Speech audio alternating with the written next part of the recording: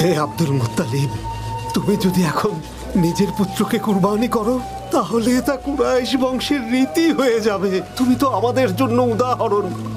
আল্লাহর দোহাই, আল্লাহর দোহাই আব্দুল মুত্তালিব, তুমি থামাও এটা। এর বদলে কি চাও বলো? আমরা আমাদের সমস্ত সম্পদ দিয়ে দেব, এটা করো না। আপনারা কি বলেন কুরাইশগণ? এখানকার প্রধান আব্দুল মুত্তালিব কি কখনো তার দেয়া ওয়াদা ভঙ্গ করতে পারে?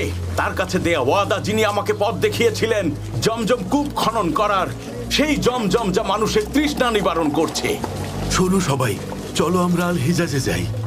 ওখানে একটা উপায় হবেই। ওখানে একজন আছে যার কাছে জিন থাকে। তিনি যদি বলেন যে কোরবানি দাও তাহলে দিয়ে দিও, কিন্তু এমনও তো হতে পারে উনি আমাদেরকে অন্য কোনো উপায় বলে দেবেন, তাহলে সেটা মেনে নিও। আল্লাহ সাক্ষী আছেন, আব্দুল্লাহ আমার সবচেয়ে প্রিয় পুত্র। যখন ওকে আমি বললাম নিজের ওয়াদা রাখতে ওকে আমার কোরবানি দিতে হবে, সে বলল বাবা আপনার কথা রাখতে আমি কোরবানি হতে রাজি, নিয়ে যান আমাকে। আমার পুত্রেরা, আল হিজাজে যাওয়ার ব্যবস্থা করো তোমরা। হয়তো ওখানে গেলে একটা উপায় খুঁজে পাবো।